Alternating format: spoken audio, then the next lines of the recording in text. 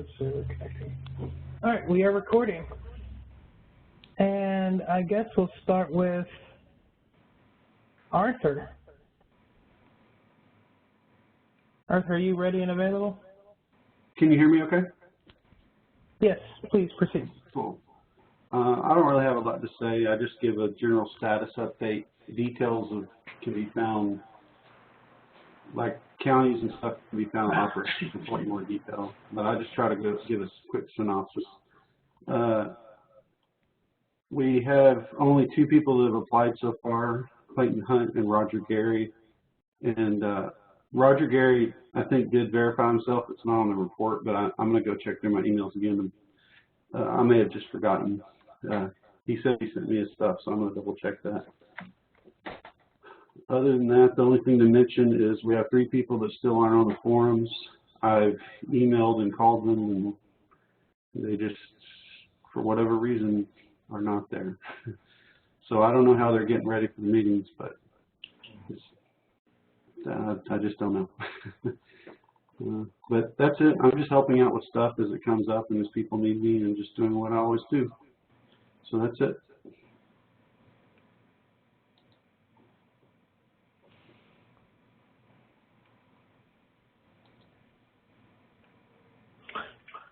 All right. At this time, does anyone have any questions for Arthur?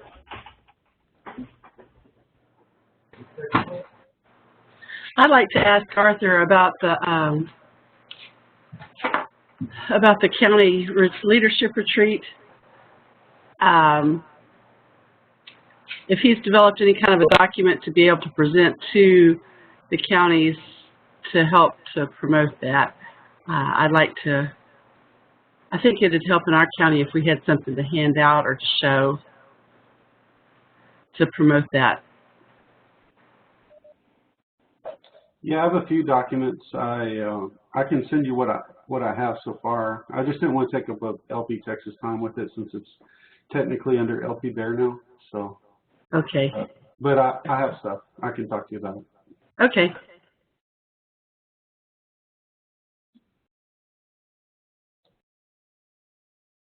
All right, going once, going twice.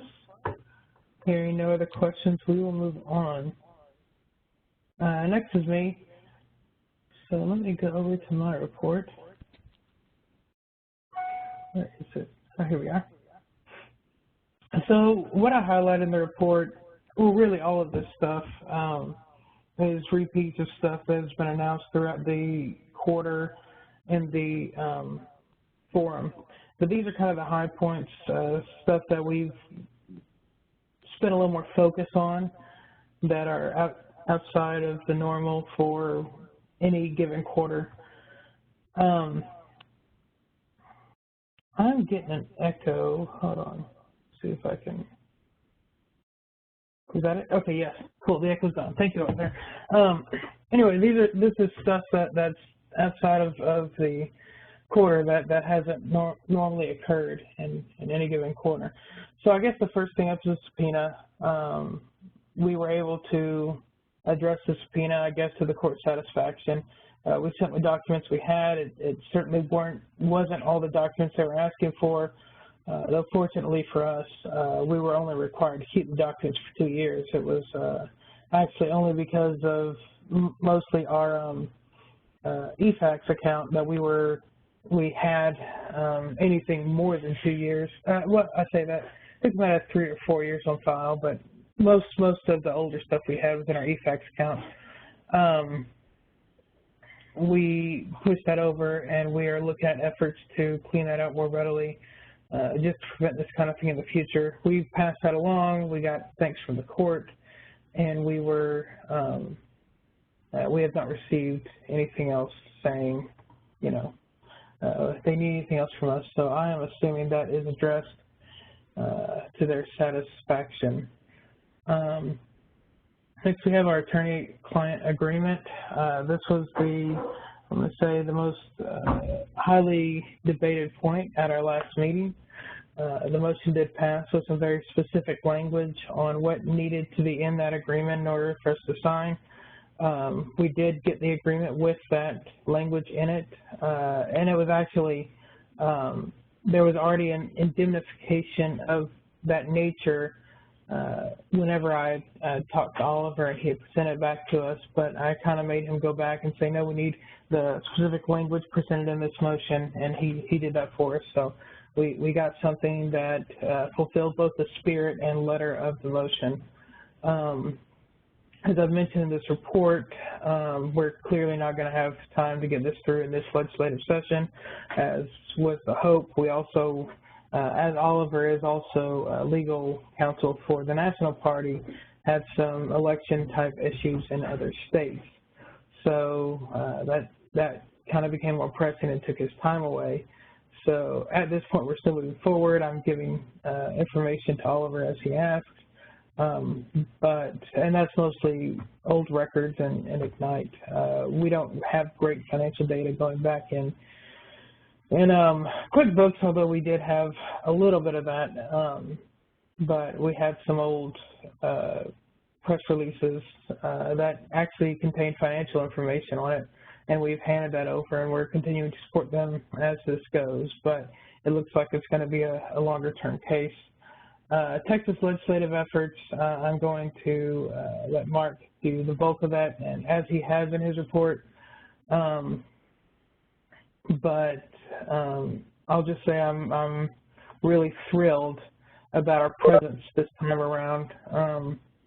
We had actually a good deal of stuff go our way. HB 25 is on the governor's desk now, which is elimination of straight ticket voting. There's an argument philosophically as to whether we support this, but I don't think you can argue that it's helped our election efforts, and that is the reinstatement of the petitioning requirement for for state judge positions. That's gone through. But all that said, we have had some wins this term, but I've been really happy with the presence. Every time I've gone down to Austin and seen Ryan Simpson working, he's down there shaking hands. In fact, he's introducing me to legislators that he's made connections with on behalf of the party. So I've been really happy with that, as well as a few volunteers we've been able to get down there for various causes, talking to their legislators and handing out paperwork. So it's been really reassuring. Quick rundown on our county chairs and volunteers. We gained 2 county chairs, lost 3, a net of -1. Gained 3 volunteers, lost 5, a net of -2. 1 moved, and that would be Aubrey. She went to a director position from where she is, and that's going to be a shift that I've already been pushing and talking to all our volunteers with, is promoting from within on those positions. I've found that regardless of their previous management experience, that bringing people in fresh as a director hasn't worked. I think they have an unrealistic expectation of the organization at that point, and they end up burning themselves out. So I'm trying to shift the way we're doing that. There was one other thing that I was going to mention outside of this. It wasn't a big point, but oh well, if it comes to me later, I'll bring it up. I see a question mark on Kathy Glass. Kathy, are you raising your hand for a question? If you go to Q&A, you can see her question too. If I go to Q&A, I see Q&A. John, what is our financial system? What can we put forward as a budget for the state convention? I think right now we have about 35 sitting in the bank, but I can real quick pull that up. And I'm fairly sure Melina will be also addressing that more thoroughly, but I'll just give you a quick rundown of our balances.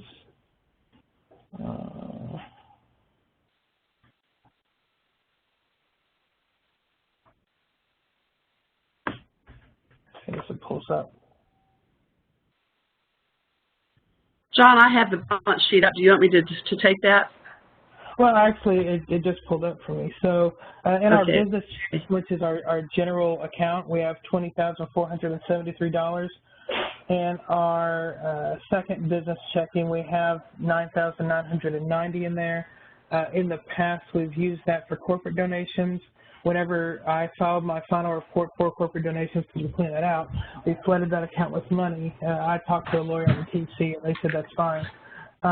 Mostly, so we wouldn't have to go through the full process of shutting it down. We could have a second account if the need arose, but we wouldn't be incurring fines for low balance in that account. And then in our savings for the convention, we have $3,051.24. And in our directed donations account, savings account, we have $388.54. All of that for a grand total of $33,902.79. And of course, we have about $10,000 sitting in the reserve right now.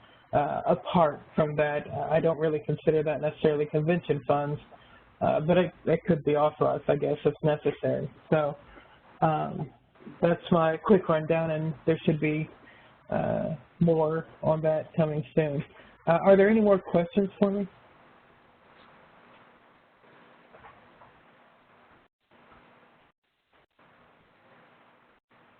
I see a thing that says Eugene Flynn speaking, but I'm not sure if that's all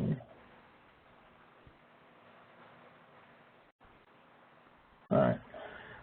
Okay, well, if there are none, Mark Miller isn't here. I will pass along real quick. He sent an email. He said more or less that he feels that his report summarizes everything he had to report. The only thing he would add is HB 25 was sent to the governor for signature on Thursday. I mentioned that. Should he choose to do so, he has around until June 20th or so to veto the bill. We believe he will sign it. These are threatening a lawsuit, so we'll need to watch this and perhaps be prepared to enter the debate. The law takes effect September 2020. That is to say, it is not going to take effect in the 2018. This is the elimination of straight ticket voting. It won't take effect in the 2018 race. It will wait till the 2020 race. We know from talking to them, I'll say, that there is some inside dealings between the two Republican factions to get this passed along. The details of that are murky, but I think it probably revolves around waiting till the lieutenant governor's son is up for re-election again, and giving other people, we'll say, the benefit of straight ticket voting until that happens. So that's speculation, but that's what we have right now. So I can't really answer questions from Mark Miller, so I guess we can move on to Melina. Okay.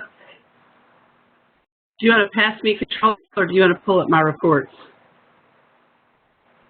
I will pass you controls if you feel comfortable controlling. Oh, well, my husband says I'm pretty good at keeping things in control. Well, I'm not going to address that. Okay, let's see here. How do I send that to my, I want to show what's on my screen. If you select at the top you're trying to share your screen, I have all your reports loaded into this meeting session. You can click the little drop-down arrow and select them, and the benefit there is okay. You want to share your screen. Okay, I want to talk first about the revenue. I can't see all of this. I want to talk first of all about the revenue analysis. If you guys can see that, it's a breakdown. It's a month-by-month breakdown of how many people are donating at what levels and what types of donations we're getting. I think it's really important that as we go forward and we refine our financial system, that we can identify the sources of our revenues and hopefully identify effective revenue generating means.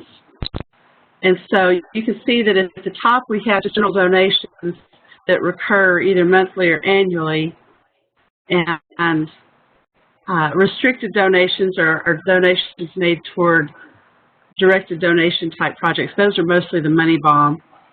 But more importantly is the membership levels. And I think it's really interesting that the silver membership, we'll see that on the income statement, the silver membership is the membership that comes up as being the most popular membership level, with an average of $32.01 per month per donation. So we have a lot of people who are silver members. If you look at that donation, at the donations, you'll notice, first of all, that May is a little bit off, but remember, we're not all the way through May yet. We got 5 more days, 4 more days, 5 more days, because we haven't settled yesterday or today yet. And so we'll have probably another 10 donations, so we're still just a shade off as far as numbers go, but it's not too bad. It varies from month to month, so it's hard to pinpoint exactly. But anyway, I wanted to highlight this particular report. If we can move to the income statement by department. Well, we're not going to be able to see the tabs on this. Yeah, we are.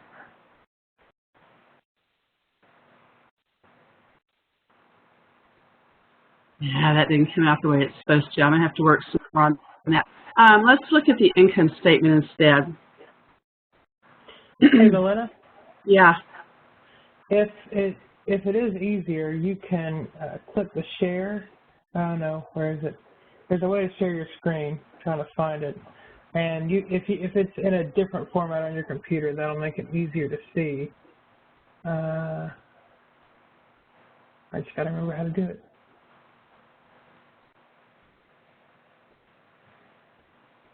Oh yeah, it's under share, and it's my screen. Okay. In the top left. I don't know if it's going to be easier, but we can try. Yeah, it will be. Okay. Can y'all see the big yellow bar across my income statement? Yes. They are, but they're not necessarily saved and formatted the way I have them saved and formatted here. Can you guys see the big yellow bar? Yes. Yes. Okay. It would probably be better if you could zoom in a little bit better. I'm having a little trouble making out the numbers, and somebody on a smaller screen may have more trouble. Okay.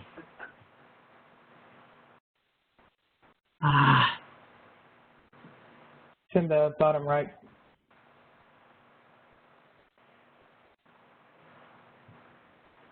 Okay. As we just run down the income statement, I want to take a look at how we're doing compared to our budgeted numbers. This is the first year that we've budgeted revenues, and you notice that we're, by the way, the golden percentage on this particular income statement is 41.67%. If we're perfectly on budget, the categories are going to be 41.67% of budget. In the revenues, if it's higher, we're doing better, and if it's lower, we're doing worse. And the expenses, if it's higher, we're doing worse, and if it's lower, we're doing better. So we're looking for 41.67%. So if we scroll down through the budget, through the income statement, and we look through the revenues, you notice that, as I said earlier on the revenues analysis, our silver memberships are way through the roof. So we're pretty pleased with that, and I think that if we could get more donors at that level, obviously we would love to have higher level donors, but I think that we could reasonably expect to bring people in at that level, because that seems to be the level everybody likes. So we're going to continue on down, and I just brought the expenses up, and if you look down let's see here. If we look down the left-hand column is actual, the right-hand column is budget, the EQ column is budget, the ER column is the difference between budget and actual, and the ES column is the percentage of budget to actual. You notice that, excuse me, you notice that the email services are pretty high. That should be going down little by little, because we're going off of SharePoint, and that was part of our budget for That was part of our actual expenses early in the year, but it's been going away. Online applications is also pretty high, and that's because we had a fairly small amount budgeted for that, $240. And that's basically for the email system that we use where we can email applications back and forth. We wound up having to expense the EchoSign, which came through at $288 for the year, and we had not budgeted that. And so that's hit that account, and so it's driven us pretty high. I'm going to make a motion that we, well, no, that's not the one. We're just going to be over budget there. Facilities rental is high, and that's because we've got $1,000 in there for the WYO Ranch for the leadership retreat. Arthur has taken that obligation on himself. This month there's a donation from him for the $1,000. Next month I'll make an entry to wipe that out. If it were not for that $1,000, we would be at 19.47% of budget rather than 69.47%. If we look down at liability insurance, that's also high.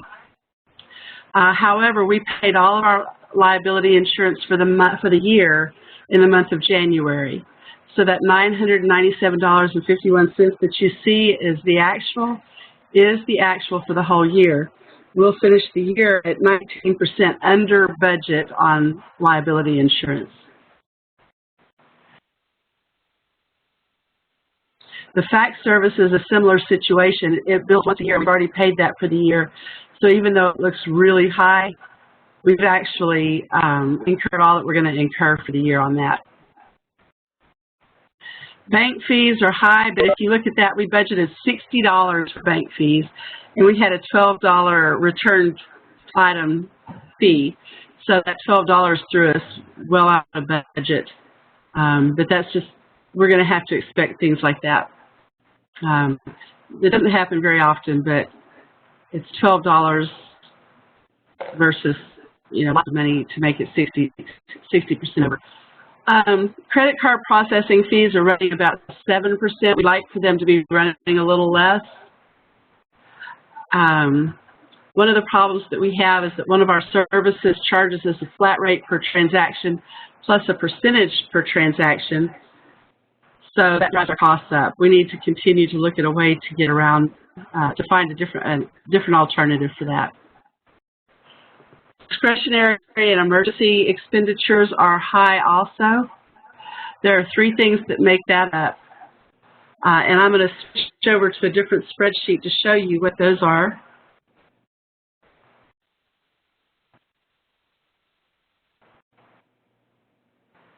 And this is them. The block technology was $500. Let's see here. This one's easier. Blockchain is $500 of that $677. That was our voting integrity system that we used at the last convention. I want to make a motion at the select meeting that we move that, that we take that expense back against the convention budget from 2016. It really doesn't belong as a part of this year's budget. If that's not something that's passed by select, it's just a note that we're going to have to continue to observe. The $162 is a screen that John bought for select. If you recall, we always seem to have an issue with having a screen to put our video and so forth up on at select meetings, and John solved this problem by purchasing our own screen. And that Trinity Mother Francis right there is that's the transaction that I disclosed on the select form where I used the wrong credit card in error. That has been corrected, and if we look back on if we were to look at the detail of donations on the income statement, you would see where I made that donation to correct that.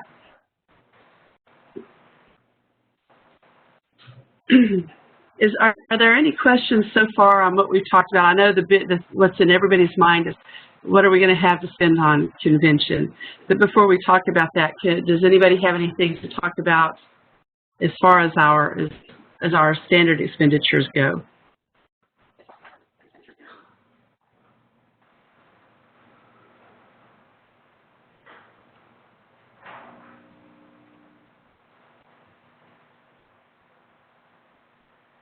Anybody?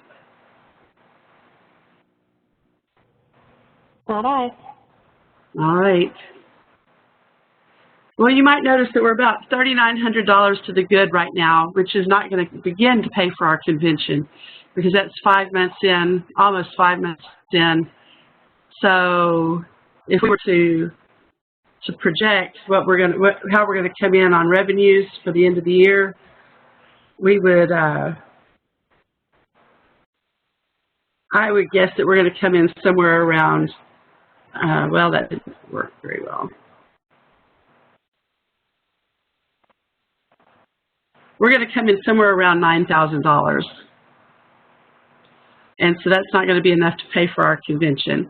So we're going to have to do some fundraising and some careful planning. I think if the convention committee does a good job of planning in advance and not making last-minute expenditures, and if they're wise in their choices, which this particular committee, it seems to me that's not going to be a problem at all. We'll not have the high expenditures that we had last time. But I think that's what we need to talk about now is what we're going to spend for the convention. As far as my own report goes, that's all that I have. I know that we're going to get into the convention later.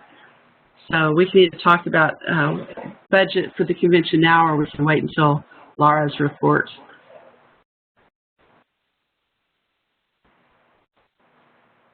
So am I to understand that to mean that 10,000 is the max that we will have for convention if we don't do any fundraising for it? Well, we could dip into our reserve, into our retained earnings, which is really not a good plan. It's not financially sound to do that. But we do have that option. That wasn't an option, or was not a reasonable option. Right. Okay. Yeah.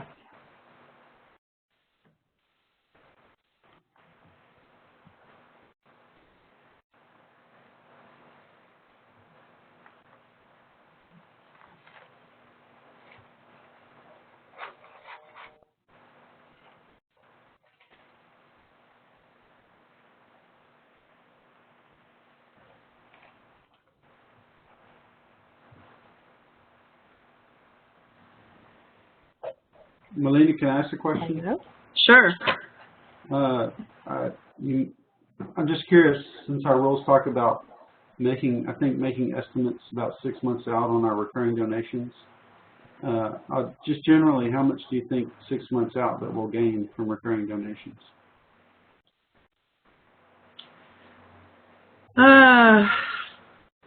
Let's see here.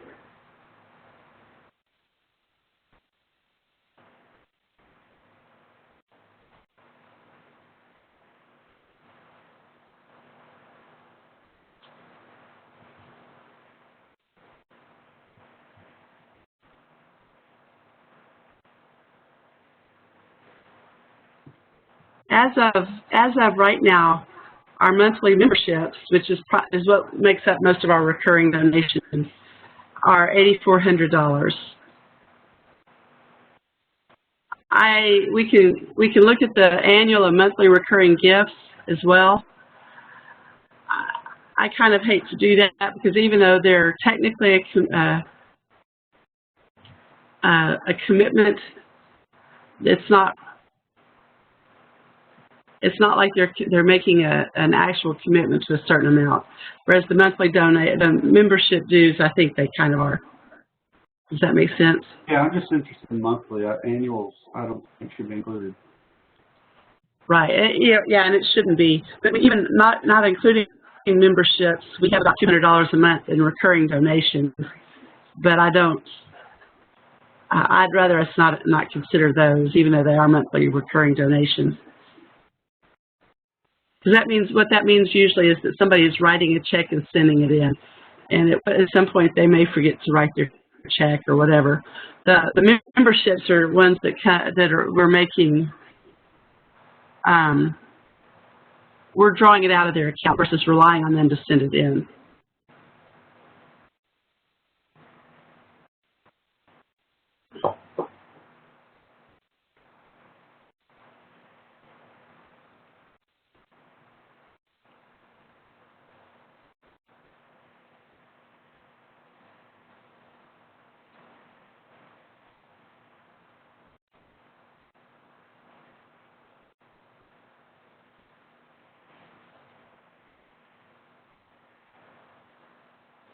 So is there any reason for me to continue sharing?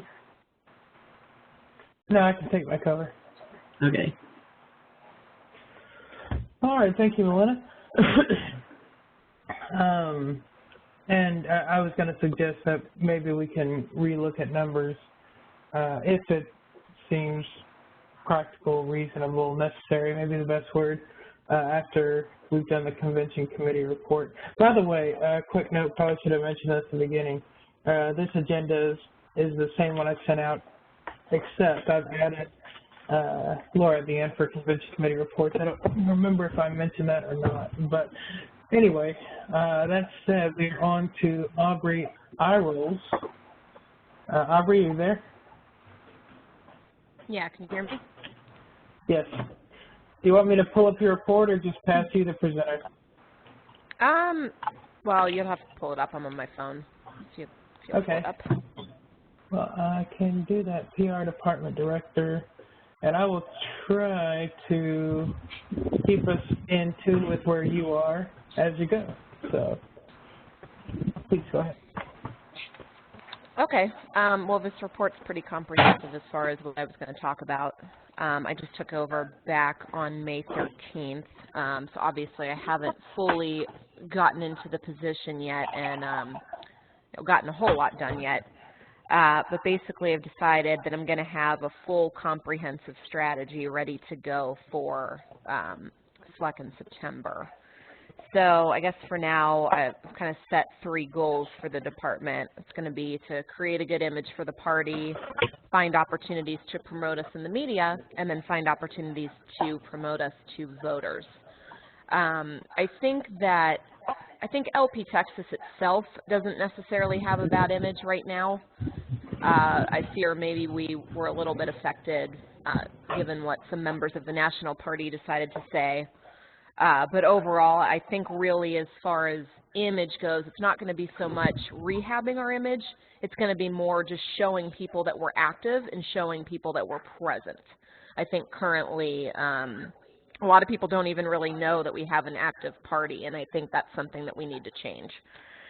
So I've kind of got, the department is 10 people. We currently have 6 people in the department. So we just brought Corey Watkins on. He's doing social media, Facebook specifically. We've seen a huge, huge, huge kick up in engagement and views and page likes since him taking over. I attribute that not so much to the content that's been posted at this point. I think it's just been more active.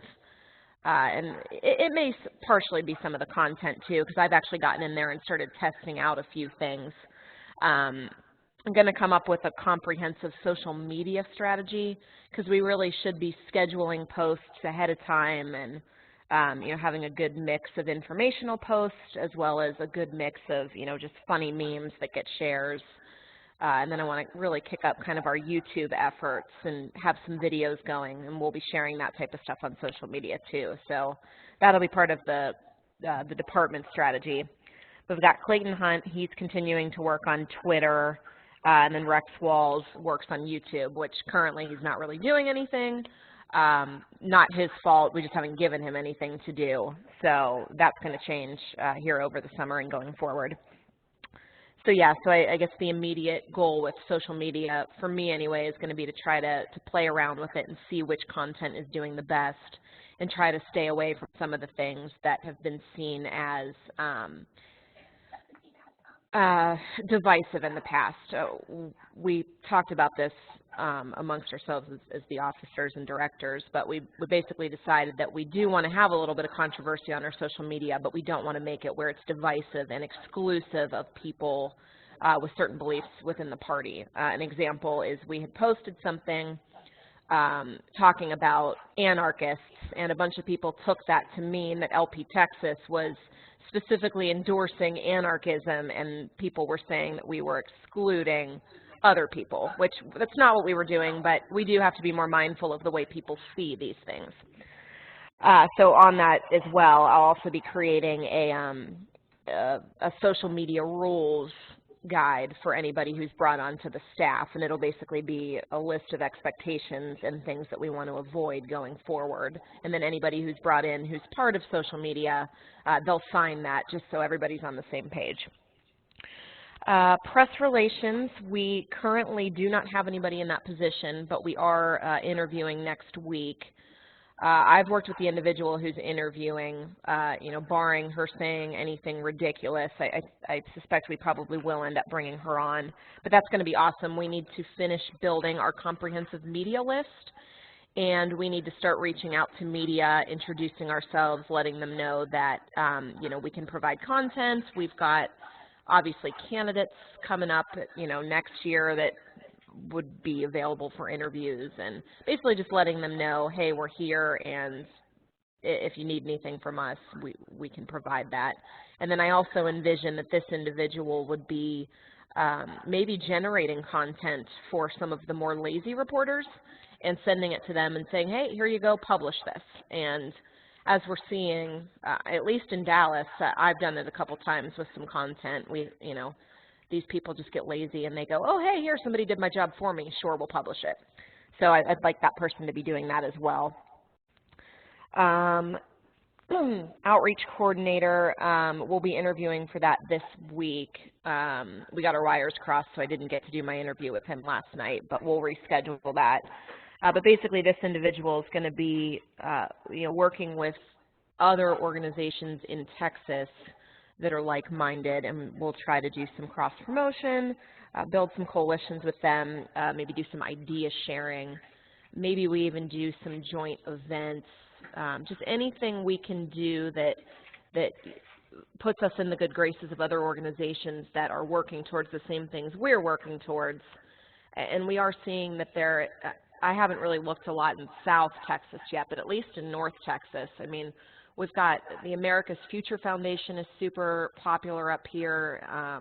We've got some various campuses have youth organizations, and a lot of them seem to have no issue getting money, no issue getting people to show up. So I think a lot of that too will be just us learning from them how they've built up their presence and how they've had the success that they've had. I do think we could benefit from a lot of that as well. So I'm really excited to bring somebody in who can be doing that. Content, right now we've got Bula Kareem. We do have an opening for another individual. For now, she's going to be writing up a healthcare piece that's probably going to be the first piece we feature on the blog when we get it up and going. But depending on how long it takes for us to get another person in, I'd like to at least be doing a blog post every 2 weeks.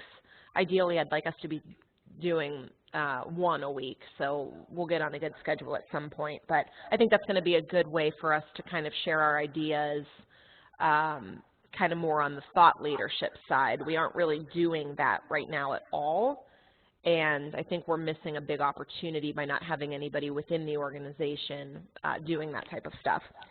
So more to come on that, and then also I'll be actively searching for somebody to come on and be the second content writer. Then we've got graphic design. James Golston is our singular graphic designer right now. Again, this is another department where we've got an opening, so I'll be looking for a second person. As we're looking at the department strategy, I'm going to have James helping on some templates for some candidate stuff and other promotional pieces. And then he's expressed interest in working on our branding a little bit, which I haven't talked to him yet to see what that entails I don't know if he's wanting to do a whole overhaul, which I don't think we're wanting to do, or if he just has a few ideas. So I'll get with him on that, but I suspect he'll be engaged a lot in that, and he'll be helping a lot creating the candidate vetting guide that we're going to be creating for the conventions. So other than that, I'm super excited to be taking over this department. I have so many ideas, and I think we have a good skeleton of a crew in the department. Obviously, we'll be bringing on 4 new people, but I really think this department's been kind of dormant, and I think we did lose a big opportunity during the legislative session in not being active, and I'm not going to let that happen again with this department. So definitely excited to get in here and get going and try to spread the Libertarian Party all over Texas. But that's all I have. Does anyone have any questions for me?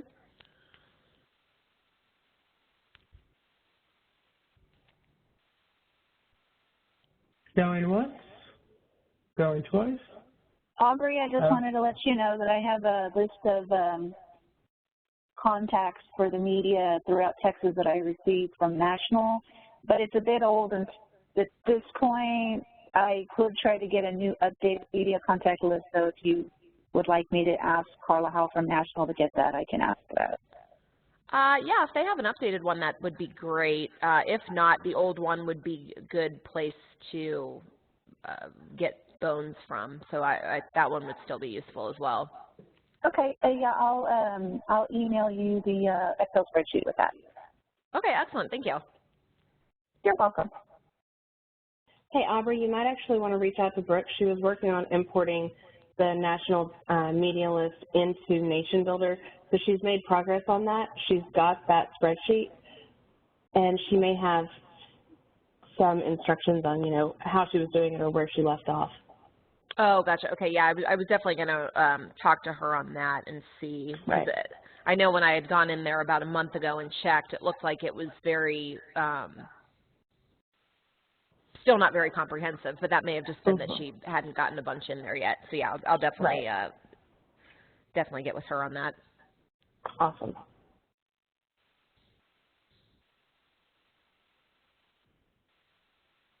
All right, anyone else? I'm not hearing anybody. Okay. Up next on the agenda, we had Mark Miller again. Again, he's not here, so I will be skipping on unless anyone has anything they want to ask real quick on Political Action Department that I may or may not be able to answer. All right, I'm not hearing anything, so we'll move on to Anastasia Wilford with Operations. Okay. Do you need any documents up, or do you want to present? Yeah, if you can just pull up my report and follow along. I'll do my best. Floor is yours. Okay. It shouldn't be too hard. So just to kind of go over the highlights, as indicated, we have had several people apply for county chair. Different parts of the process, for whatever reason. We've had 2 people appointed. One of those, or rather, one was elected, meaning, and that's actually referring to Gil Robinson in Bexar County, who resigned, and then they, according to their bylaws, held an election for a new chair. That was Matt Pina. Hope I'm saying that right. And then John also mentioned that we had 3 resignations. So to be clear, we actually had 4 resignations. 3 of them resigned, but did not hold a meeting to elect a new chair. So that's the state that we're in right now with those. We did have 5 people who applied but were not appointed for various reasons, and 3 who have applied recently are in the process of being interviewed and vetted and whatnot. We have had, as far as staff goes, we've appointed 5 new staff members. 4 who applied were not appointed, and we have 5 more that are in the process of vetting and interviews again. And in the Q1 report, we had 115 donating members. Excuse me. Now we have 145. So it is growing. We are still grossly shy of our 256 that we had in 2016. So we need to do some sort of membership push, which we're working on brainstorming for that. As far as IT goes, if you've visited the website recently, you've probably seen some changes, especially if you're a county chair. So I'm getting an echo. Can somebody check and see if you're muted? I can't see who's talking. All right, we'll just keep going. Oh, that's better. No, it's not. Anyway, so if you visited the Select page, you'll notice that there's now a map link so that people, when they're trying to find their rep, can actually see the map and see which rep would represent them. There's also a link to who represents me, so you can figure out which district is yours. There's also now a link for counties to submit business minutes or business meeting minutes. We've stressed to the counties who have been present on the leadership calls that these aren't expected for all of their meeting minutes. Obviously, they can use it for that function, and we've told them that they can use it for that function, but it's primarily just for the minutes or the meetings that they have to send us minutes for. So changes of chairs and changes to their bylaws. And we're planning on incorporating functionality for conventions, barring any big issues that we find in our planning sessions there. You know, if there's something that would appear to cause problems there, then we'll just nix that for conventions. We are also working on a project, the idea for which came fairly late in the ledge session, of basically building a page where we can list the bills that we're focusing on, what our state says on them, and give some explanation there. And the point in the process that those bills begin, I think it's Dallas County LT actually has a page on their website about it, and we're planning on it being mirrored kind of after that. Both working on that right now. And we're also working on kind of fine-tuning the events calendar. It turned out we had a couple of spam events that got pushed through there, and they shouldn't have been, because it should have been just anybody with the county chair tag that should have been able to create an event on the events calendar. And then we're also discussing the possibility of allowing not just county chairs, but anybody with a county leadership, so a county executive committee member, tag to add events, because we've had several counties who have expressed that, you know, maybe they've got an outreach coordinator who handles all their events type stuff, or maybe that's what their vice chair or their secretary does, and that it doesn't necessarily in their county fall in the county chair's hands. So we're also working on adding that functionality in. I've mentioned this before. We had about 30,000 duplicates in Nation Builder that are being resolved. As of the 12th, Risa had completed about 20,000 of those. So she's been working a lot, because that takes a lot of time. I'd hate to ask her how many hours she's spent on that. She's also working on compiling photos from various events around the state. She's been reaching out to county chairs about getting photos, and has also pulled some from places like Ignite and stuff like that. John, can you see if there's somebody who is talking, because this echo is getting worse and worse? Yeah, I went through and tried. Oh, I think I found it. I was looking earlier. Go ahead and talk. Okay. I can hear it, but it's not as bad as it was.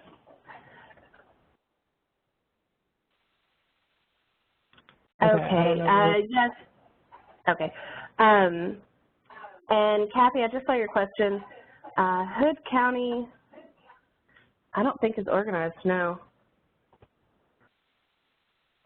I'd have to check off the top of my head. I don't think that it is. On the website, it's listed as Dwayne Hollers. Oh, yes. I have requested that IT remove Dwayne Hollers and Aaron Davis from the website. They were county organizing coordinators because they had voted in the primary, but they were wanting to organize their counties. Dwayne, if I remember correctly, has moved out of state. And so he's no longer holding that position, and Aaron Davis is not interested in, she felt like she didn't get enough interest in the county to justify applying for county chair, which is unfortunate, but the way the cookie crumbles, I suppose.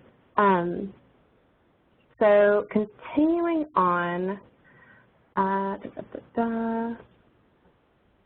oh, so I mentioned the thing about event photos. So if you guys have events, try to remember to take pictures. We're working on a video that we're hoping to be able to supply to counties, candidates, things like that, that kind of show all the libertarians across the state and who they are, the different backgrounds that they come from and things like that. We're going to be probably getting the bulk of this information from of this material from the 2018 convention, but we're also trying to kind of supplement it with stuff throughout the year as well. One of the things that we did was we did reach out to all of the people who were members in 2016 that have not become members in 2017.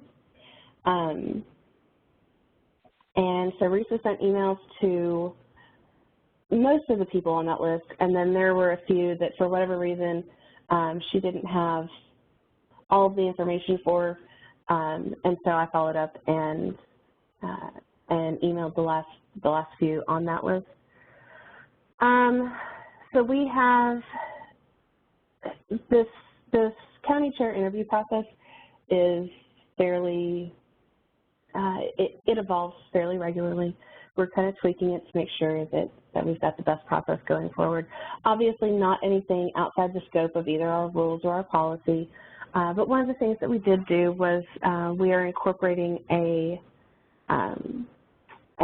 survey sent out by email to the county chairs to just ask for a little bit more information.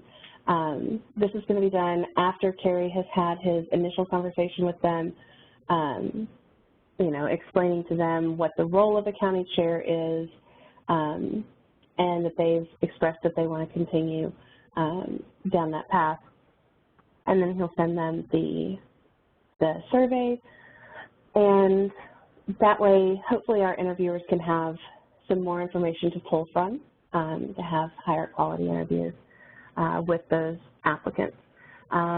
If you will scroll down, John, it will show our list of people of counties that people applied to be chairs of. You're on page 2, it needs to be on page 1 at the bottom. Counties that people applied to be chairs of, the name of those people, and what happened. So we had a few who either, you know, had health issues or something like that, or just kind of stopped communicating. It was kind of peculiar, the timing on all of this. It seemed about the time that that the Satanist post came up on the national page. We just stopped hearing from the applicants that we had going at the time. And that caused a lot of controversy, and maybe that was the cause of it, and maybe it wasn't. I know at least one of the resignations that we got, he said, was a lot to do with that post. That was Gordon Greer, who also is working out of state right now, so wasn't able to dedicate a whole lot of time to Jasper County anyway. So that's kind of the state of things there. If you'll move on to the second page, John, that basically just lists out all of the people who have applied for staff positions and what point they're at.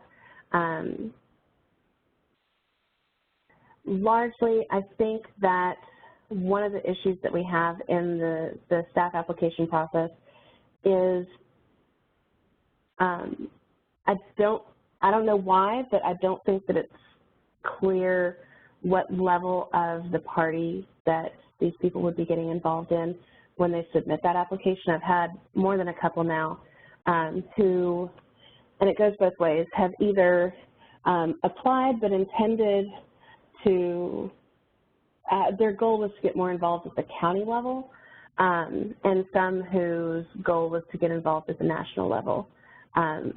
So for some of those, or when that happens, you know, we just forward their information onto their county or forward it on to the national level about their interest in volunteering in that capacity.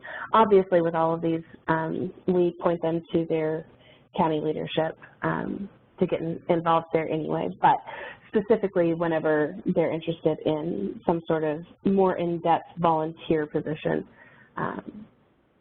you know, we definitely encourage them to do that at whichever level they're most comfortable with. And that's really about it. So does anybody have any questions? I'm going to start by unmuting Aubrey. She was the one unmuted, but I don't know if she had a question or what. Oh, okay. Aubrey, did you have a question? No, I didn't realize I was unmuted. Sorry.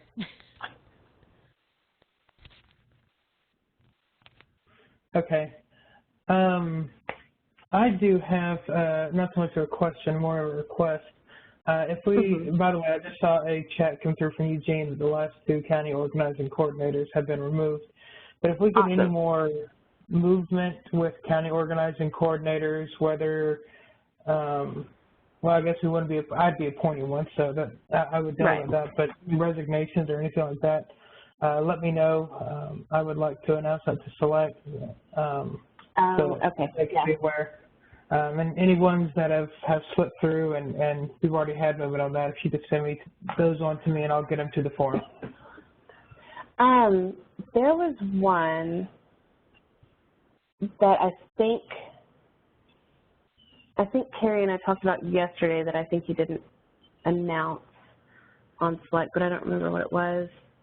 So I'll go through my list and figure out which one it was so that you can make the appropriate announcement. All right, thank you. That's all I had. Let me look in Q&A.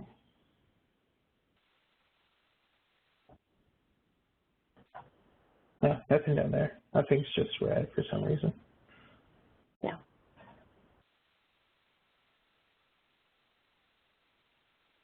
I'm hearing no other questions. All right, we can move on. Laura, you are up. I don't know if I pulled, LBDEC's 2018 convention budget. This is something that Kathy West uploaded. Right, and I didn't send you any other specific documents because I wasn't sure if you were going to have the ability to present or show documents on this or not. Okay, well, I do, but if it's easier, I don't know if they're on your computer, I can make you presenter and you can screen share. Just let me know what's easiest for you.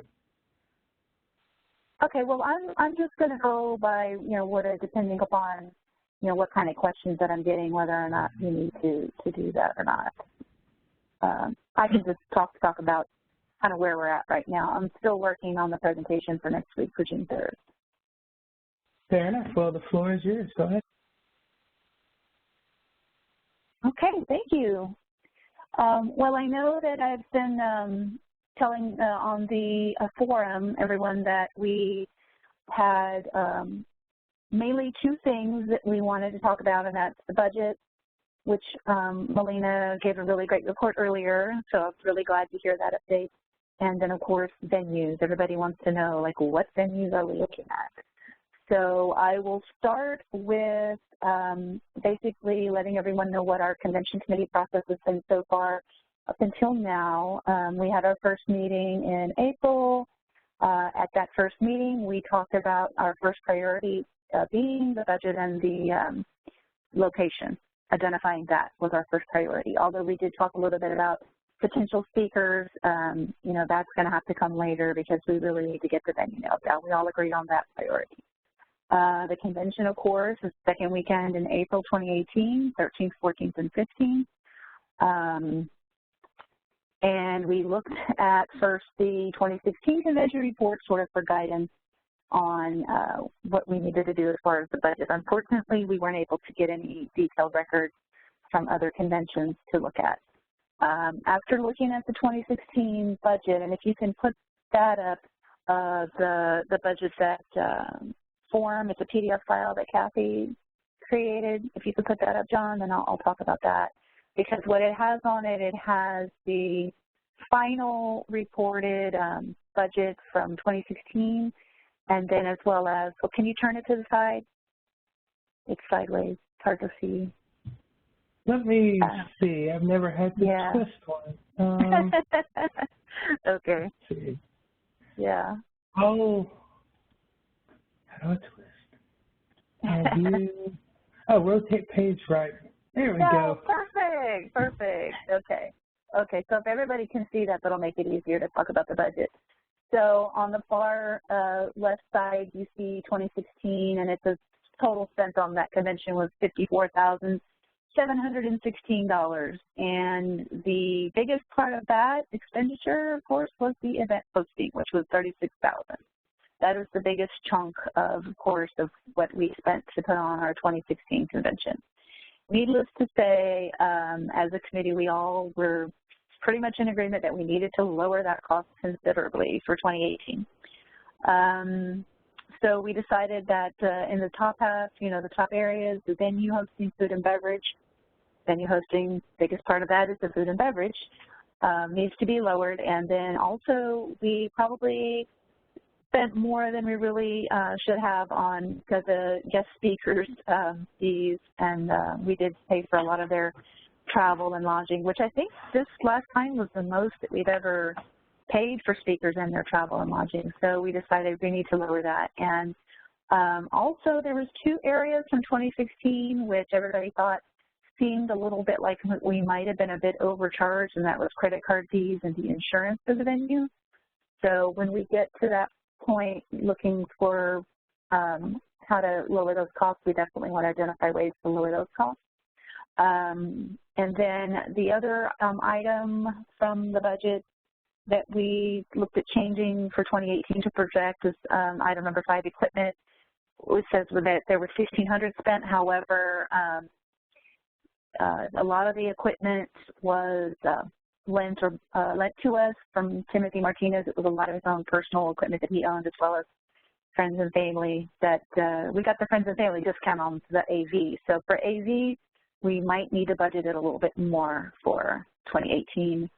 And everything else in the budget, we didn't identify any areas that we thought were needing to be changed significantly. So we're leaving that around the same. So then as you see the next couple of columns, there's 3 different budgets, kind of a small, medium, and large. And again, this was prepared by Kathy before we even met the first time in April.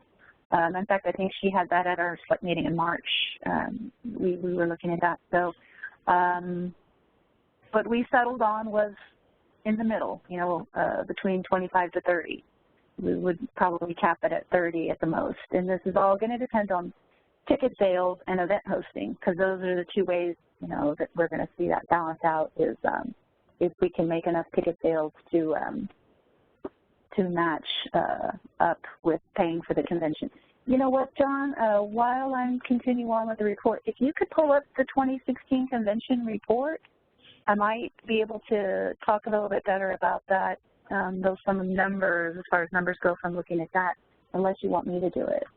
Just that I'm really awkward with screen sharing, so I'd feel better if you could pull it up and throw it in there, and I can keep talking while you're looking for it. So. Yeah, I can absolutely do that if you'll stall while I find it. Sure. Oh, no, I'm not stalling. I just have lots to talk about, and I know everybody probably doesn't want to spend any more time than we absolutely have to on this, but So does anybody have any more questions about the budget while he's pulling that up? I do. Yeah, I see that you guys are expecting to spend $500 on insurance when we spent $1,300 last time. What's the, like, have you guys gotten quotes that say that it could be? No, actually, and some of those numbers have been, this is the only reason why I'm referring to that, saying that it's going to be lower. I'm not saying that it's going to be 500, I'm just saying it's going to be less. I actually have a spreadsheet that I sent to Melina and had Melina kind of look it over, which I don't have actually to show you guys in front of you. I don't have it to share with you, but I can send it to John to put up. It's actually, hey, Laura. It's actually on the Facebook page too, on our group, Facebook group. Yes. I couldn't find it on the Facebook group. Are you talking about the Facebook group, or is there a specific convention group? There's a specific convention group. Hey, Laura. How do we find that? Yeah, is that Melina talking? Yes. Yeah, I could step in and help with the insurance question. Sure.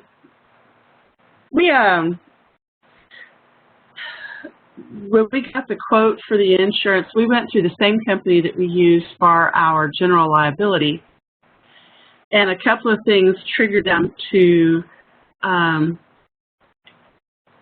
I would not be surprised if 500 isn't closer to what we can do, quite honestly.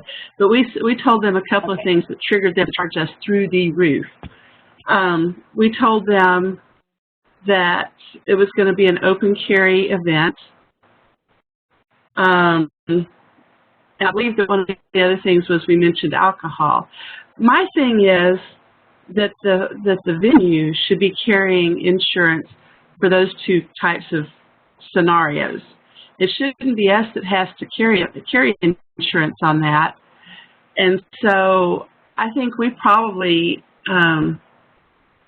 should have, I don't want to say shouldn't have been forthright, but we didn't need to share all that information with them when that wasn't what we were looking for. Right.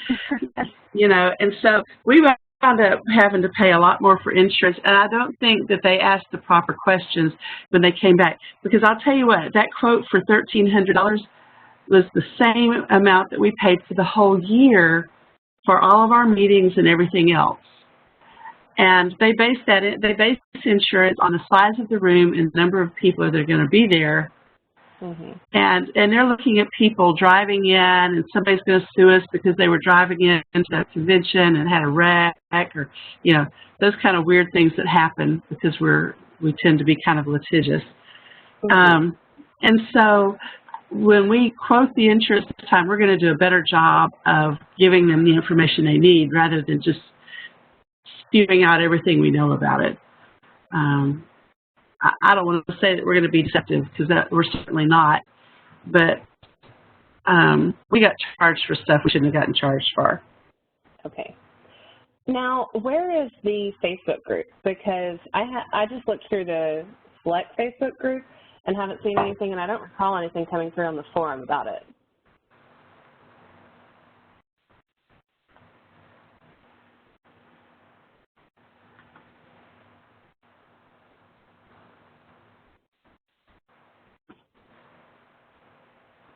Hello? Can you guys hear me? I remember writing all of that to Laura, but I don't remember it getting posted. But she or either one could find that email, I'm sure. Okay, I just got an invite to the group.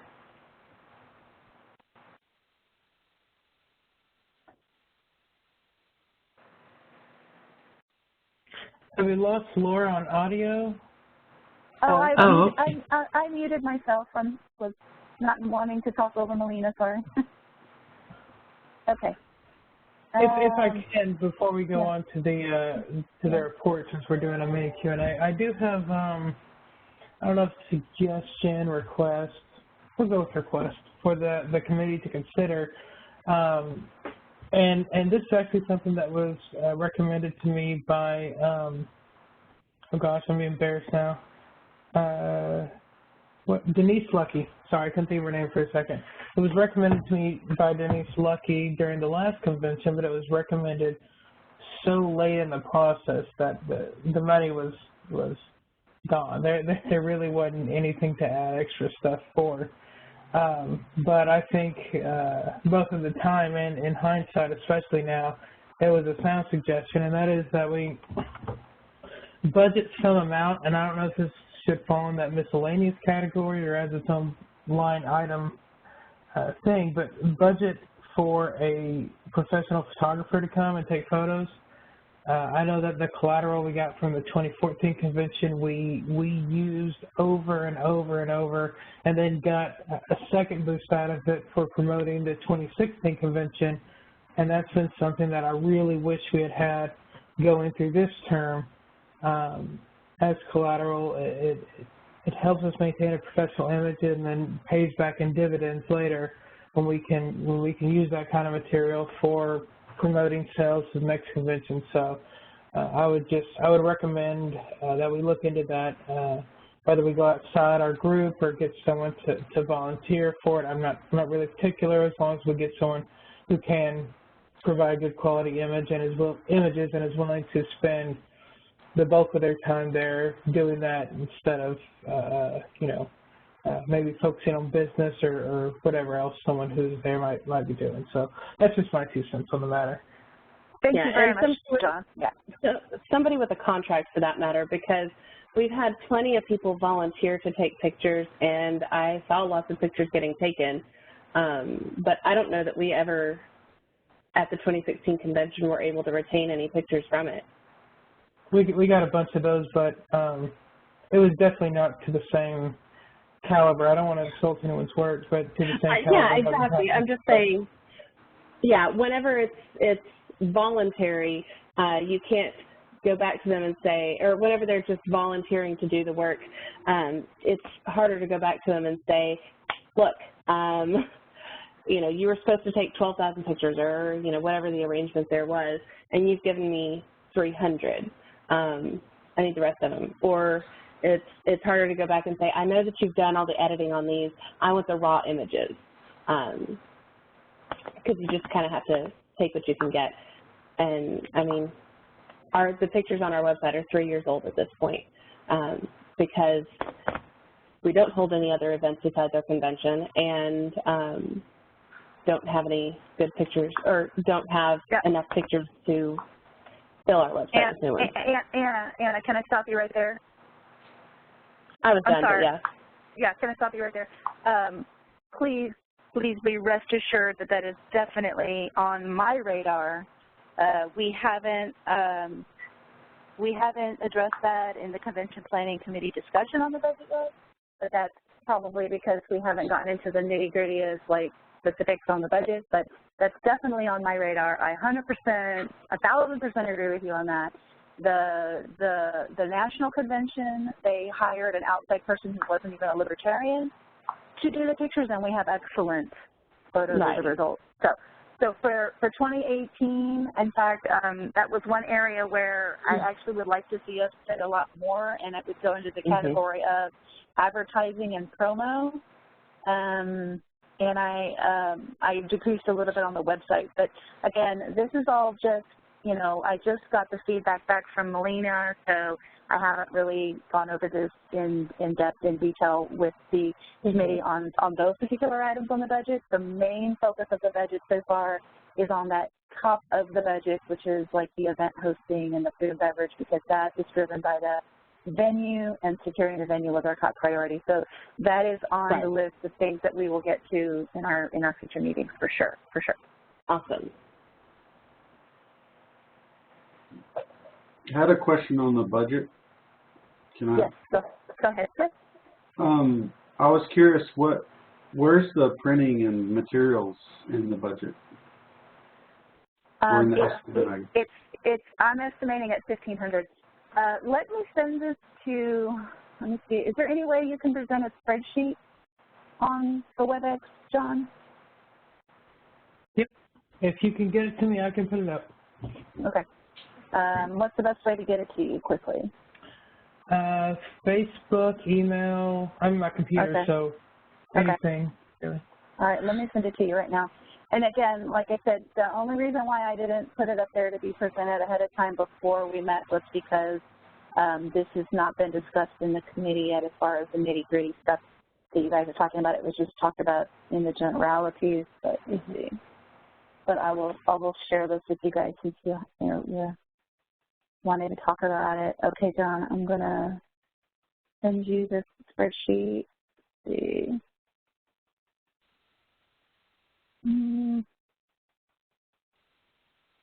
Okay, let's see.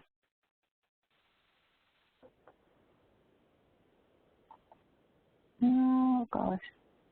Okay, well, I'm technologically challenged at the moment. I guess I can't walk and chew gum. So let me email it to you instead of that. Okay. Okay.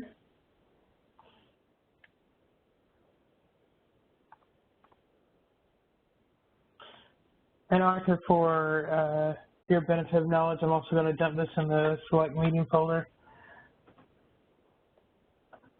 Yeah, I sent all the files to John. To Arthur Thomas to put up there, but I don't know if he got it and put it up there yet or not on the Ignite.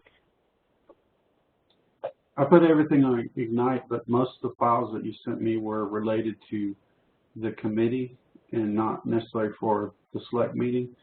So I put most of it in the committee folder except for, I think, 2 files. Yes, the budget is there on Ignite, John. It's in committees, Convention Planning Committee, 18. I see, let me see here. And there planning meeting minutes. There were some slight modifications made. It was the one from 522. There were some changes made on 524. So I'm going to email you the latest one right now. Okay. Okay. So now what was your question again, Arthur, about the budget? It was about printing and materials, like badges. Okay, so printing and materials, right? And then on the right now, you guys can see on the report, we've got the registration material, 1,424 was spent in 2016. And so for that portion of the budget for 2018, I estimated 1,500, which is slightly more. So we can definitely look at that some more if you think that needs to be more or less. Yeah, I would advise just if you want to like take a note, put a pin in it for your next meeting or whatever, that there was no less than $1,000 in printing material that was paid for by Kurt out of his own pocket. Oh, yeah. Yeah. Okay. So just keep that in mind. So maybe the 1,400 is underestimating. Yeah, depending on what printed materials y'all are going to do. Yeah, like with the equipment, just like with the equipment, it was a lot of it was borrowed, so we can't count on borrowing it. Okay, right. Hey, on that note, Laura, if you would take back to the committee and just kind of keep it in your mind, it's important for us to know all of the costs associated with the convention. So even if somebody donates something, they need to give us an invoice, and we'll record it as a donation and as an expense so that it still washes out, but that way we can keep track of what they've spent. Because just like for you, you didn't know about that paperwork that Kurt copied, and that's because it wasn't in the expenditures. That's not in the report for 2016. That's not in anything. Exactly. Right. Oh, and then the other thing that I want to point out, this is the reason why the budget changed slightly, was that it came up that it wasn't on the 2016 report on the budget, but Kathy Glass reminded me, oh yeah, we think we need to add in there some lines for parliamentarian and a voting counting, parliamentarian and a voting counting service like blockchain. Although we might not necessarily use blockchain, we should probably include another $1,000 for that in the budget. So that was added. That was the other change that I made in the last week. So. Oh, good point. Okay. So, John, I sent you the email with the budget, and I wanted to start talking about it, though. Yeah, I have it up on the screen. I don't know if you guys can see it. The words end up shifted a little bit, so it's not great, but you can read it out. Yes. Okay. Perfect.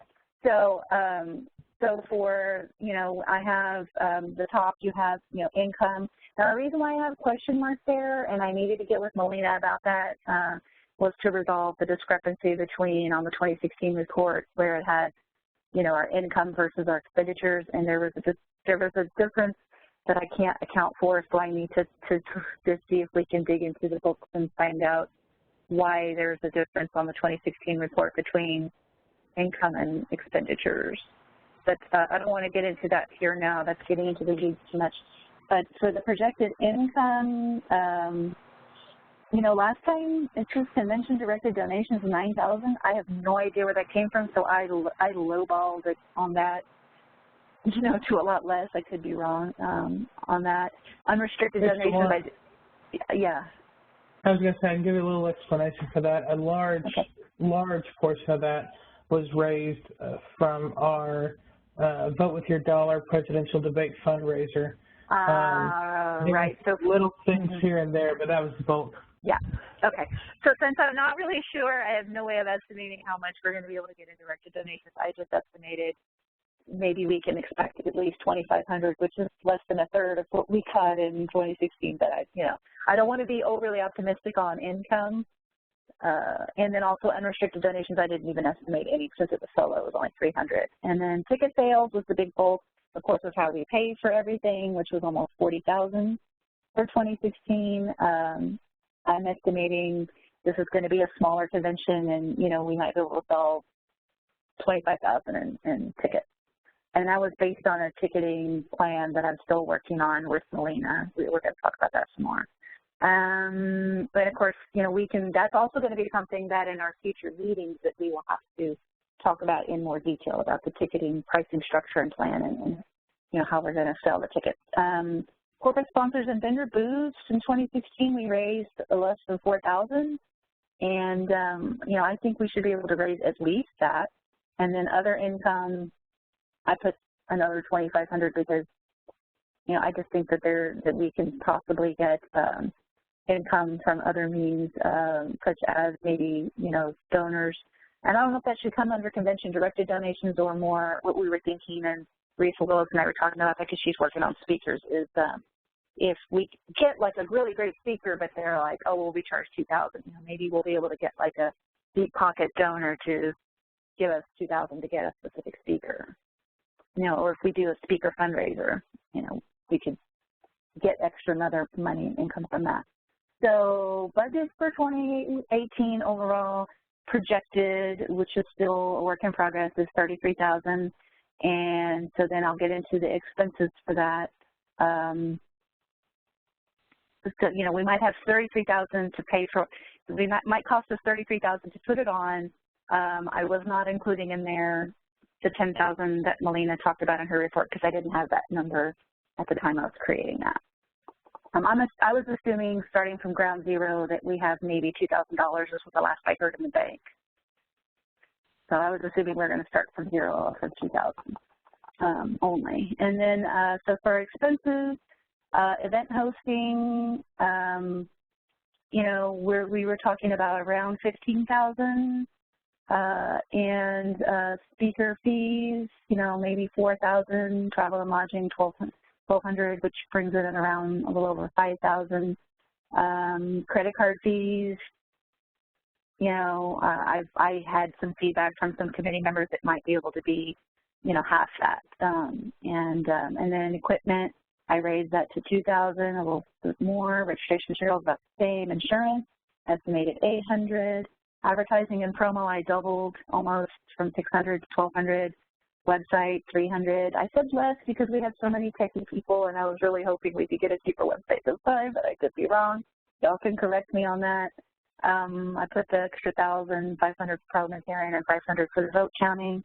And then we do another award type deal. I think last time we spent 200, so I put just a tiny bit more because I don't know what we're going to do. And then I always like to leave a little bit of extra miscellaneous in the budget for unexpected, which is small in this because I only put 100. But that leaves us still 5,000 in the bank at the end of the day.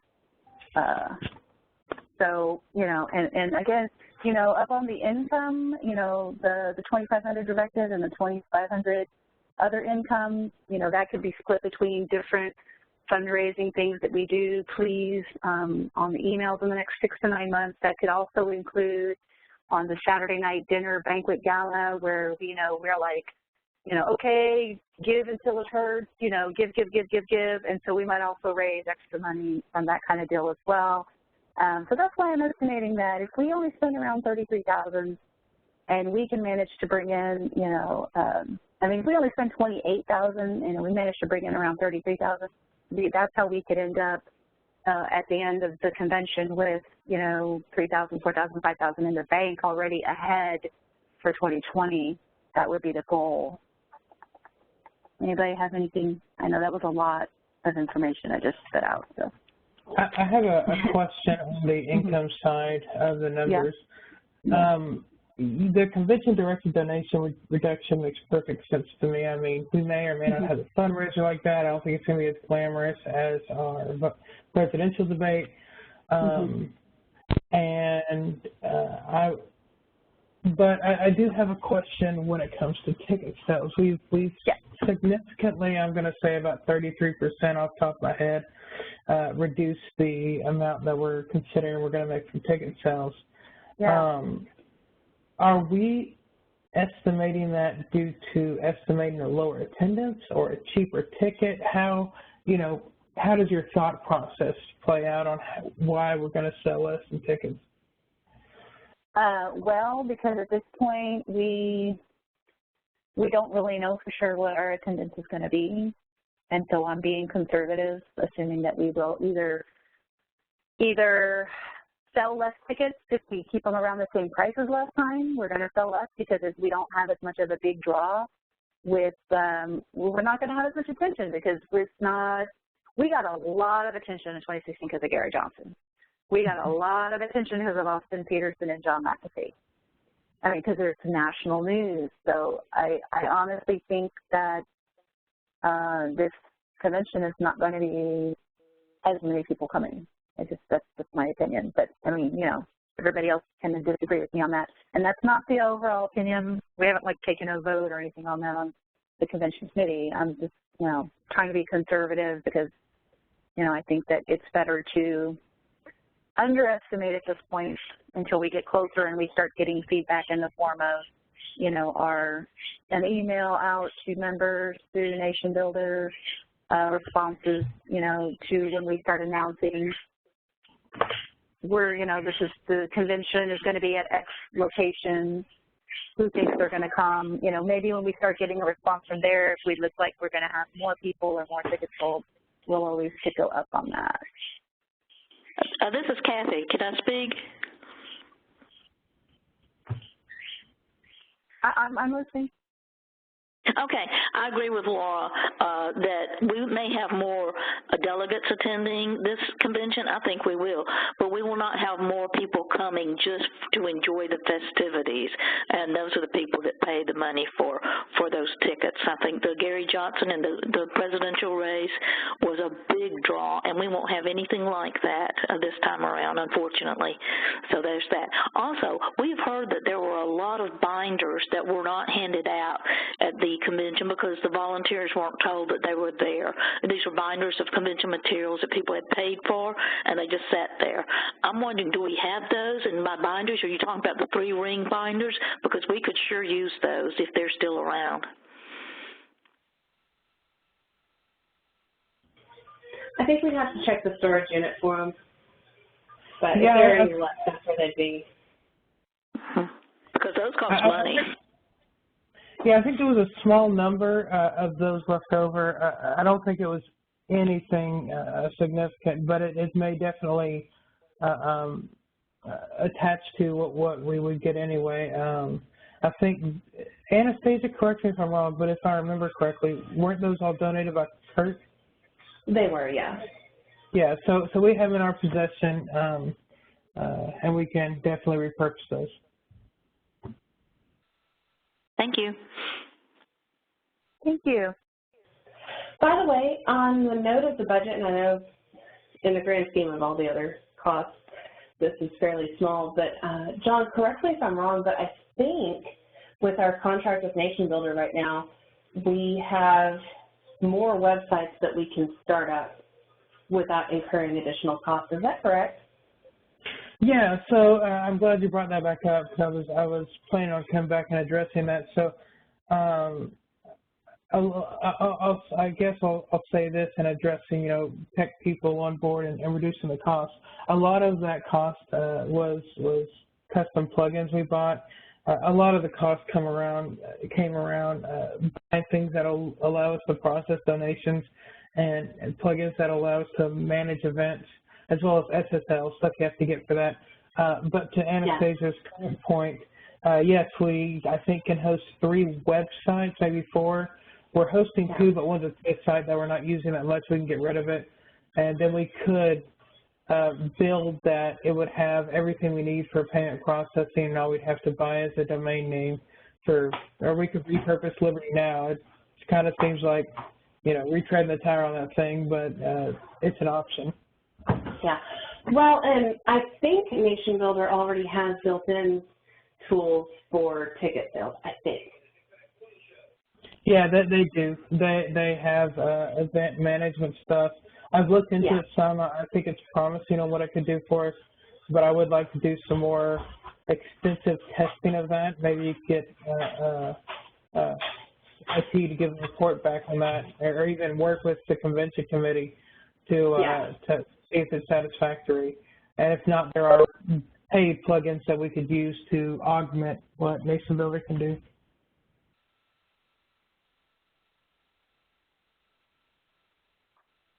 Okay. Thank you. Appreciate that feedback.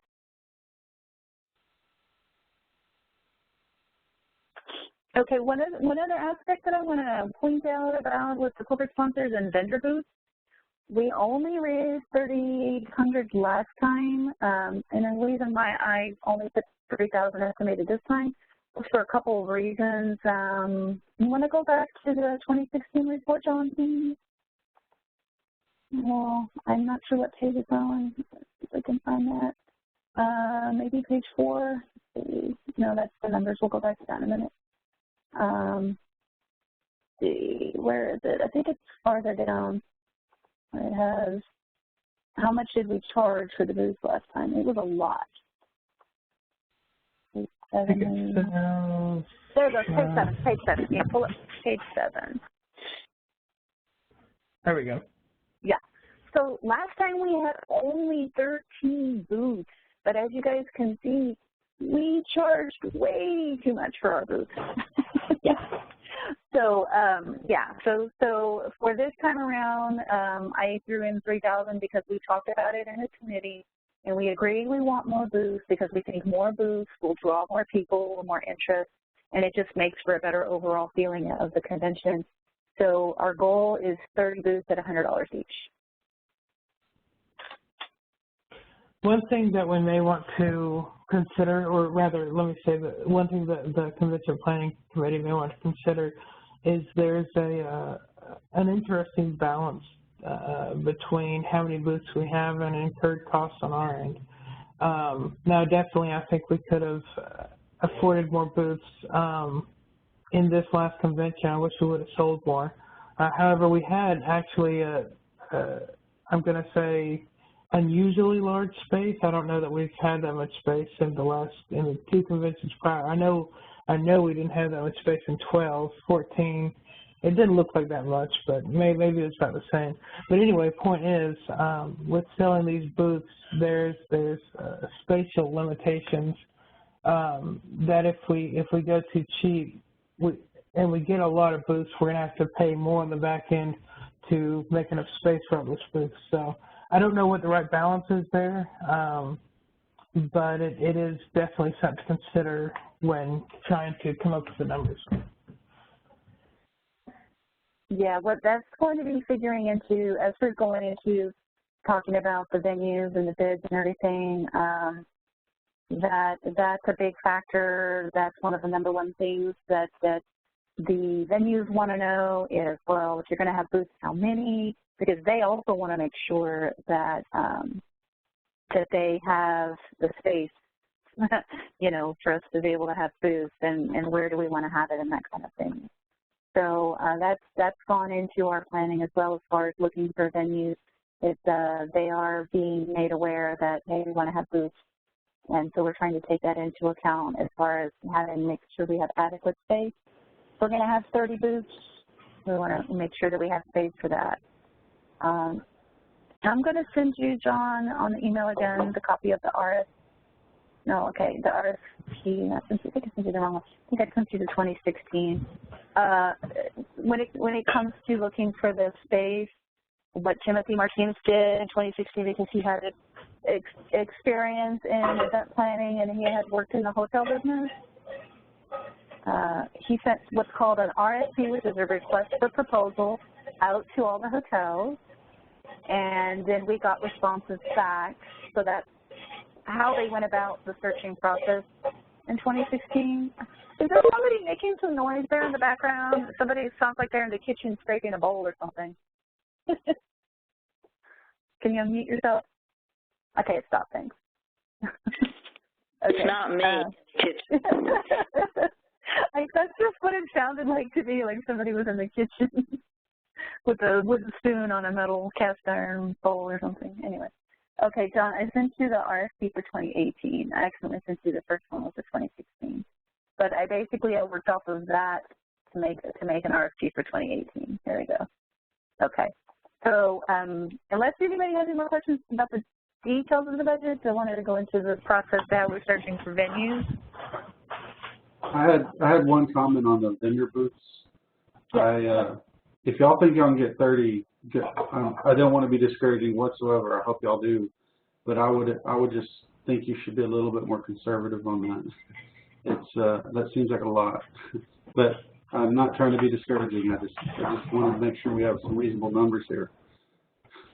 I appreciate the input, Arthur, and I think if we're not charging 200, if we're only charging 100, I think that it's possible we'll get more.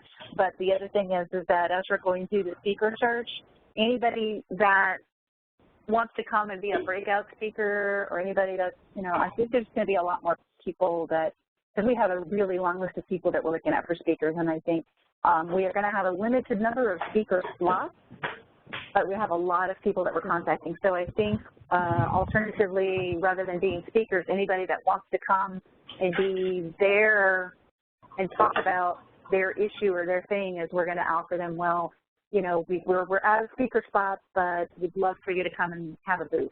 So I think we will get more booths this time.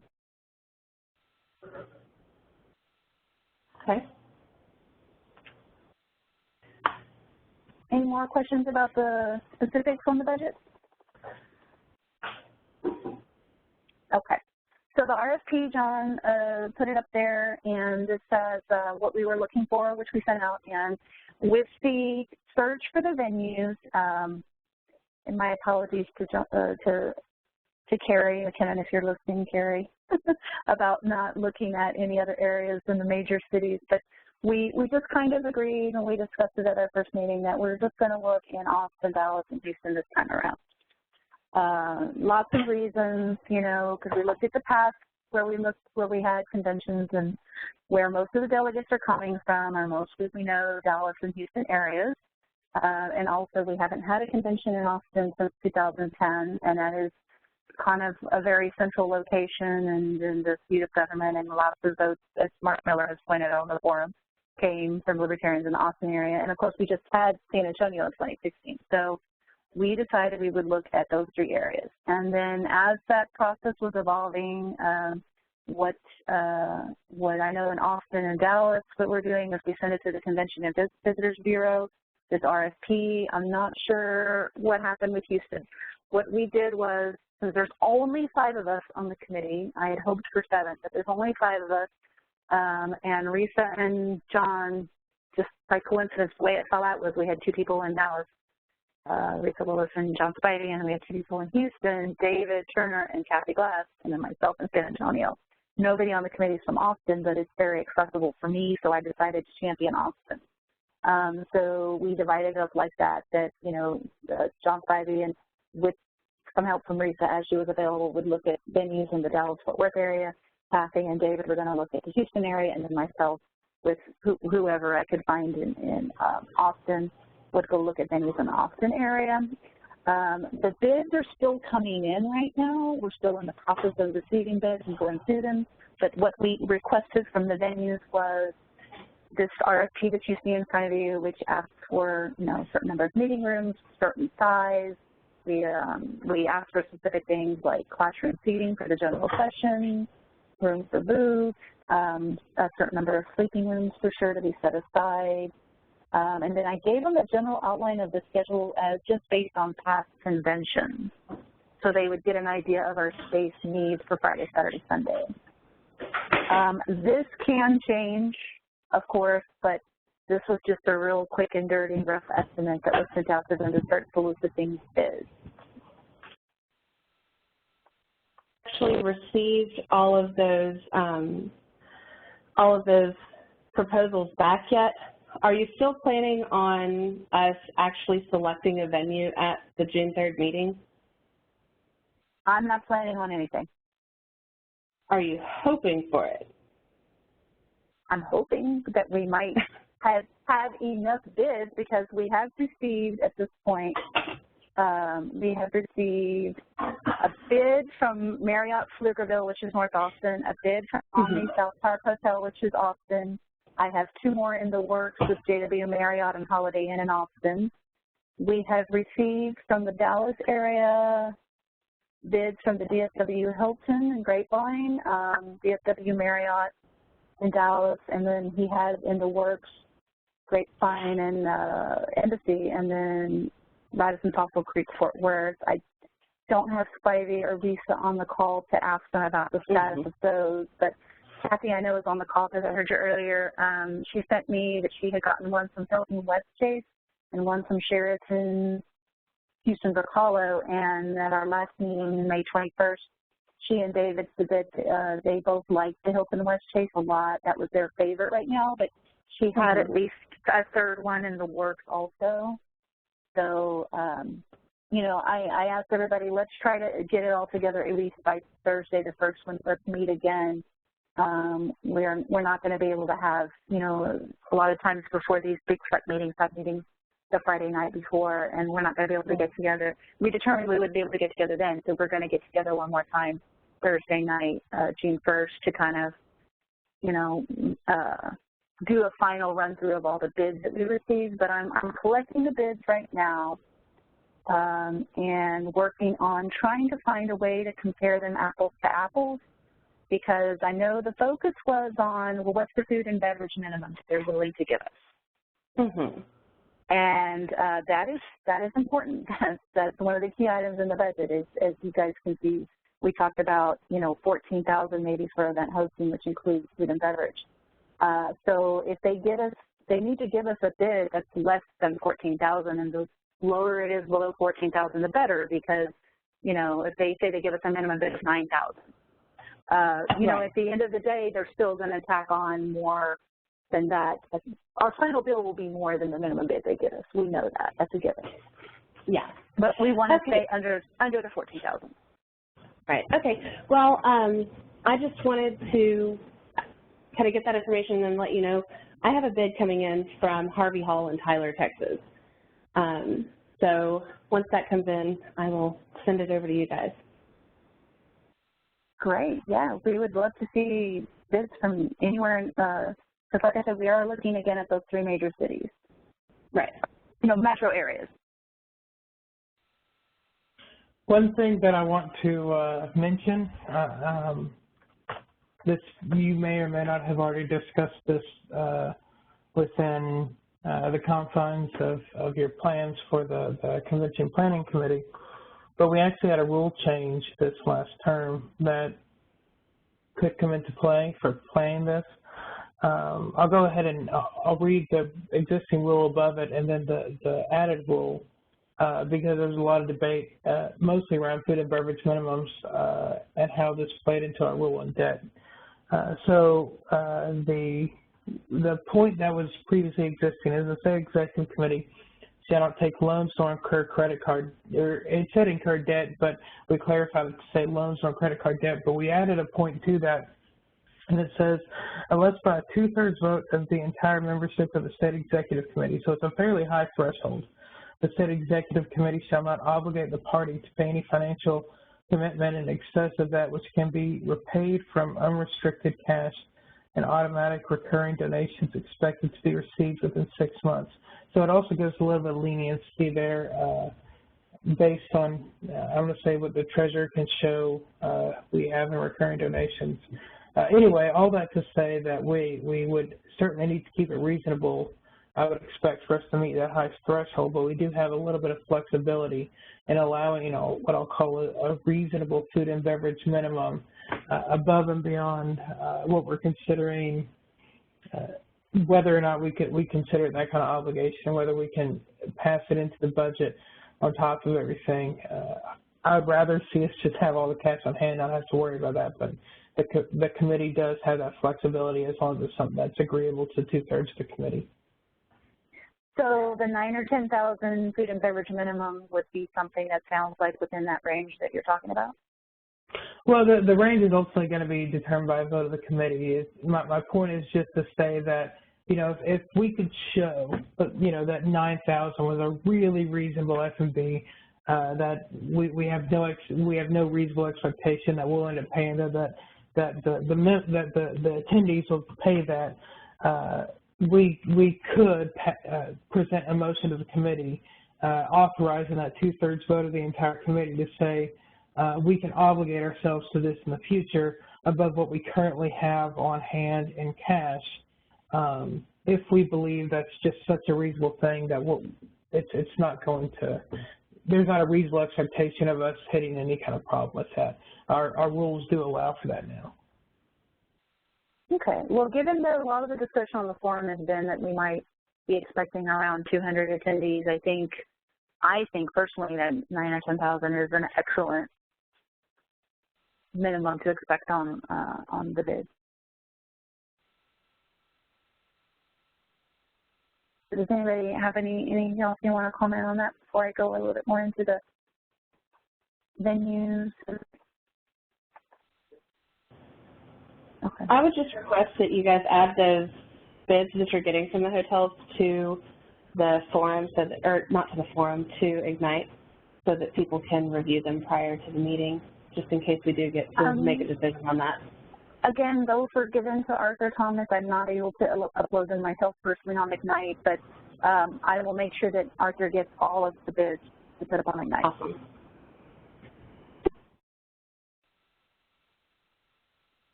Okay, so variables that we want to compare when we're looking at these bids. I want to go ahead and go through those with you guys. One of the things is the group night rate for the room nights. That's one of the key variables, other than food and beverage costs. Other things that we were kind of looking at, of course, are not only do the minimum space needs need to be met, but we wanted them to be able to have a little bit of room to grow in case we end up with more than 180 delegates like we had last time.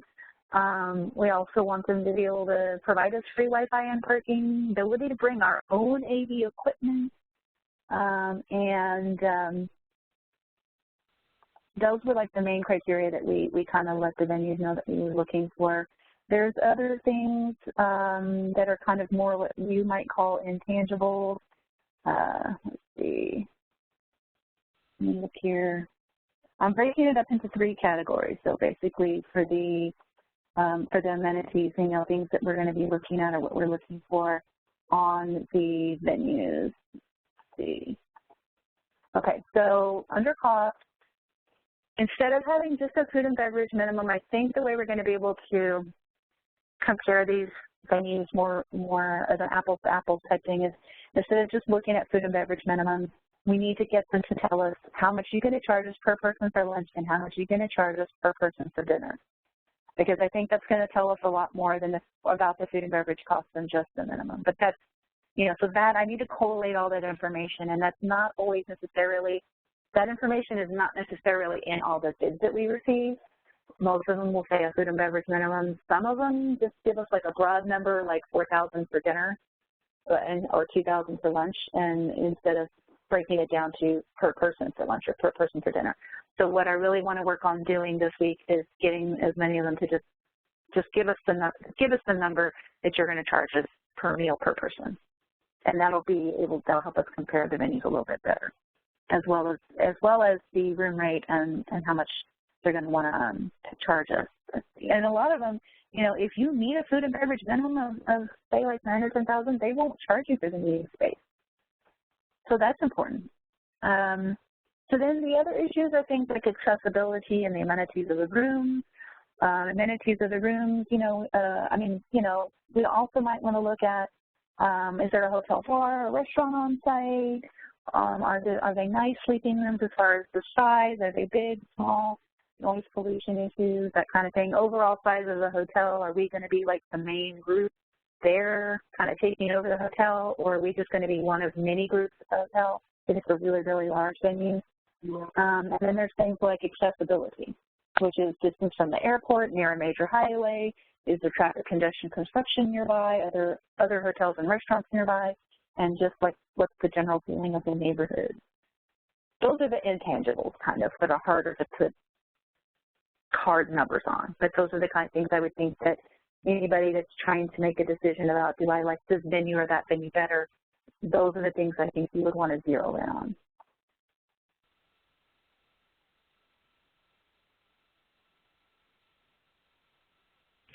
Hey, Laura.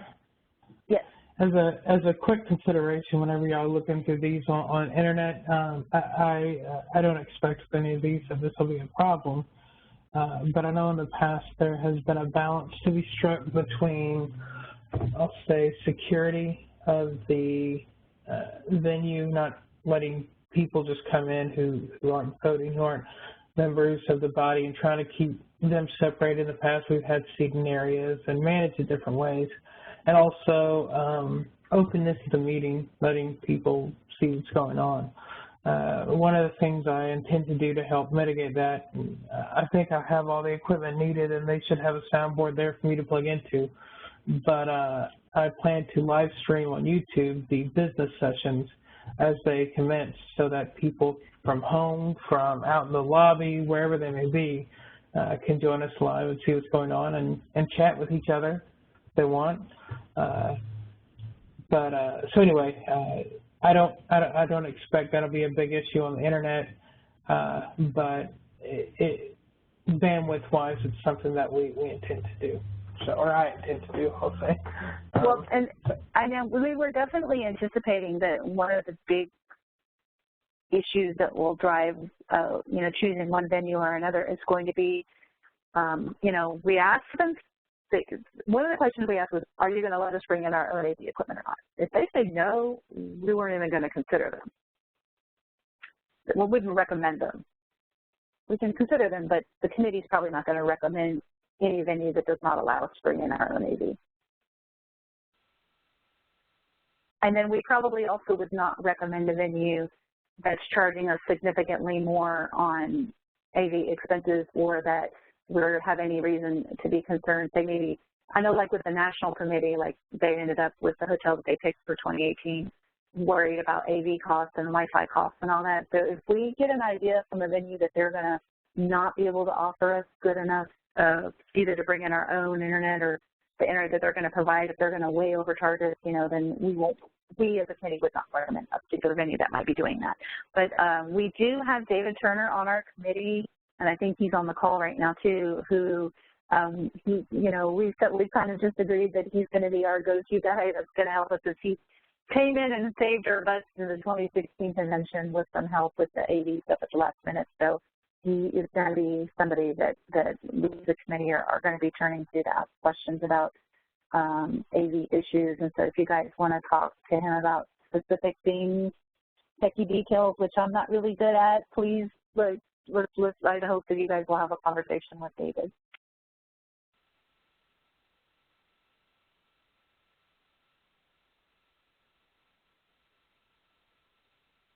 And other than that, that's all I have to say, other than I can, tell you again, review the list if anybody wants it. I can tell you who we've received bids from.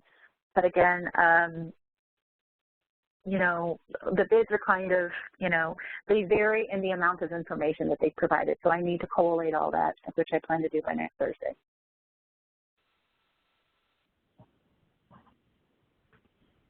All right, thank you, Laura. I'm not hearing any questions directly for Laura. Before we close out this meeting, are there any general questions for anyone else who's presented or anything we might have missed?